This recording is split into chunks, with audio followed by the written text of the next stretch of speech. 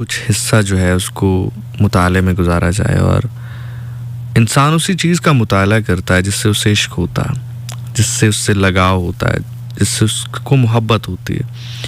या अगर बहुत आसान अल्फाज में कहूँ तो जो उसे अपनी लगती है। कुछ दिन पहले मैं मुताला कर रहा था कि एक वाक़या मेरी आंखों के सामने से गुजरा।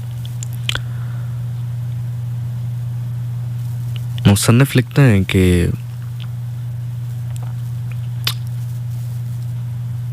जब काफिला आले बैत जो है वाक़या करबला के बाद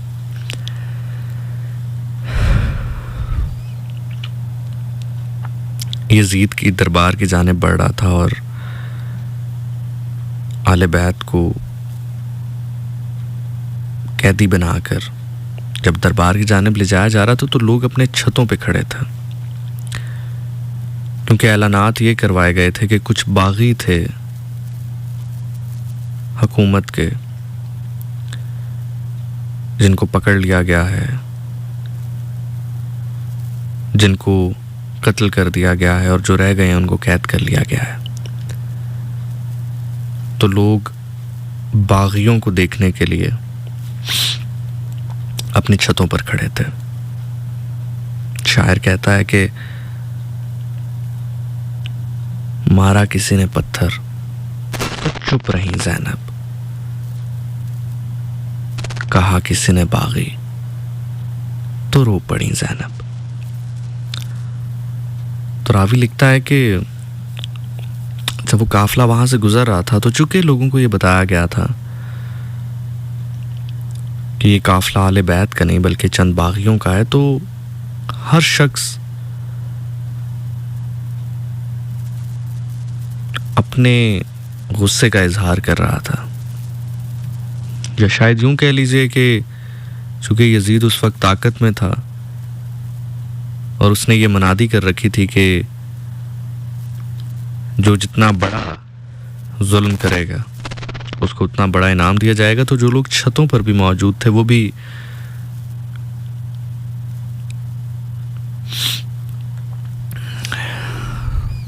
जिसके हाथ में पत्थर था वो पत्थर फेंकता था, जिसके हाथ में कोई नोकदार चीज थी वो उनकी जानिब वो उछालता था। तो इतने में एक ज़ईफ़ा खातून उस काफिले की जानिब बढ़ी और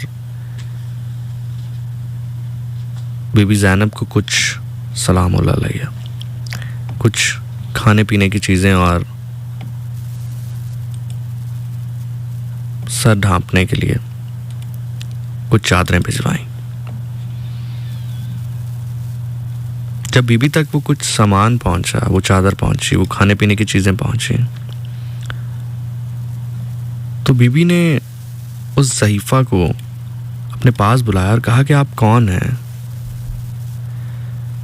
ये तो वो वक्त है कि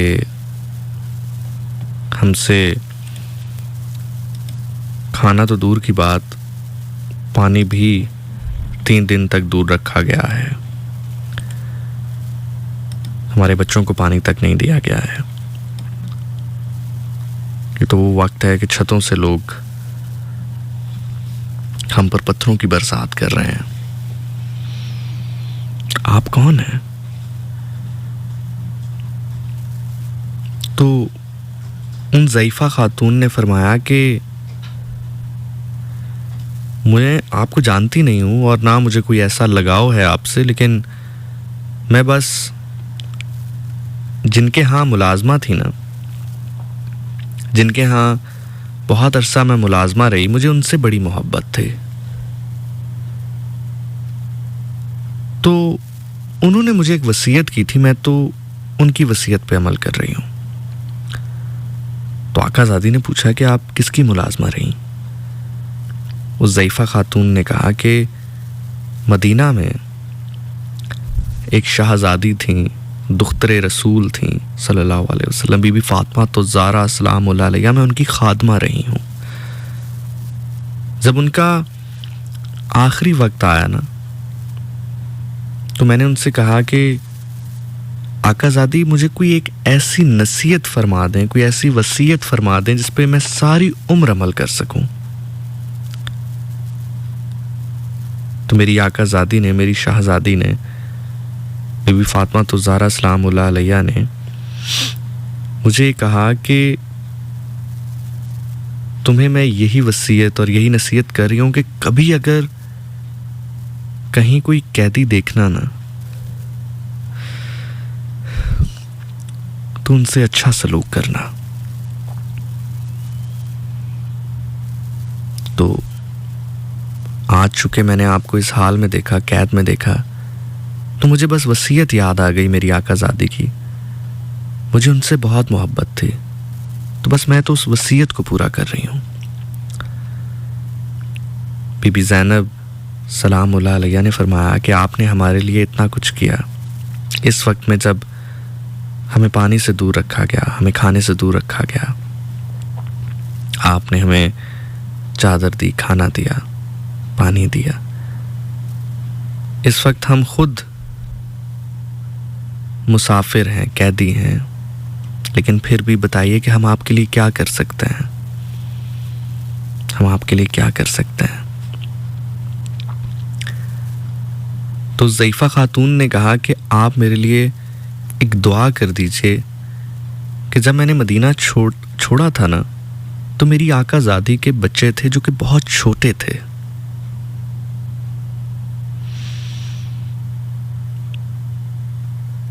एक का नाम हसन था, एक का नाम हुसैन था, उनकी बेटी का नाम, शहज़ादी का नाम ज़ैनब था। मेरा बहुत दिल करता है कि मैं उन बच्चों से मिलूं। मुझे मेरी आकाज़ादी बहुत याद आती हैं। मुझे मेरी शहज़ादी बीबी फातिमा ज़हरा सलामुल्लाह अलैहा बहुत याद आती हैं। तो आप मेरे लिए दुआ कर दें कि कोई एक ऐसा वसीला बन जाए अल्लाह की तरफ से कि इस आखिरी उम्र में, क्योंकि मैं ख़ुद ज़ईफ़ा हो पहुंची हूँ, मैं चल नहीं पाती, मैं सीधा खड़े नहीं हो पाती, तो इस आखिरी ज़िंदगी के लम्हात में मैं अपनी शहज़ादी के बच्चों से मिल सकूँ। बस आप मेरे लिए ये दुआ कर दें। तो बीबी ज़ैनब सलामुल्लाह अलैहा ने फरमाया कि खातून, आपकी दुआ कबूल हो गई। ये जो नेज़े पर सर देख रही हैं, ये हुसैन अलैहिस्सलाम का है, जिसको कैदी समझकर, कैदी देखकर आपने खाने पीने की अशिया भिजवाई, चादर भिजवाई, वो ज़ैनब मैं हूँ जिससे आप मिलना चाहती थी। ये सुनना था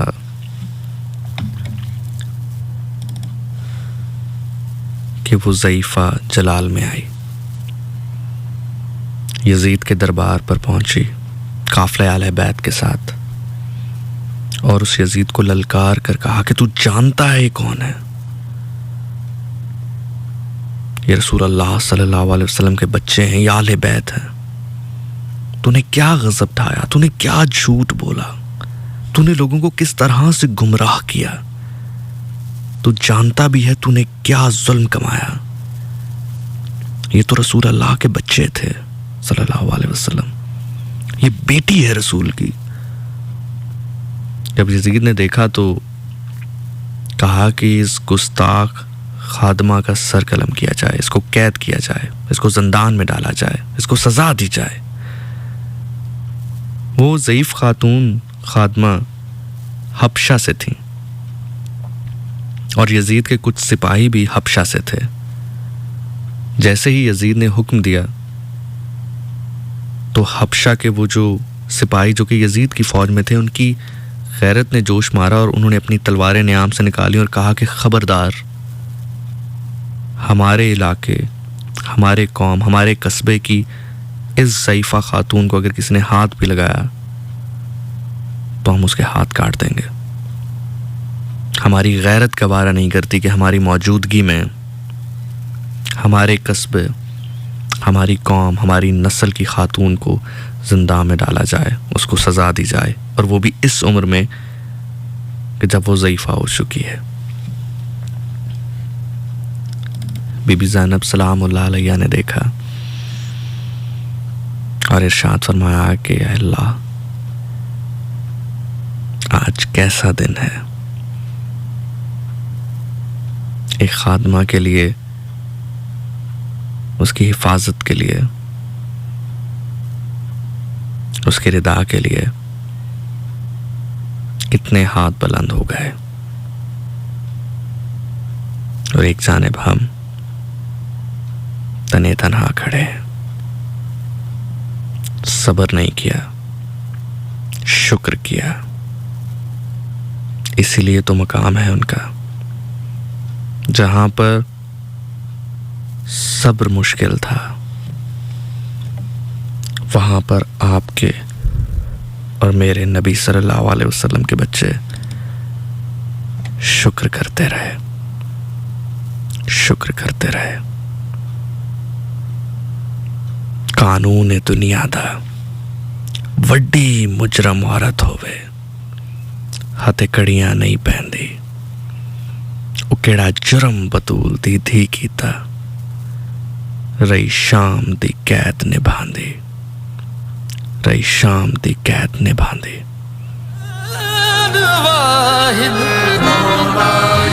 ना उसका सानी ना इसका सानी, हुसैन।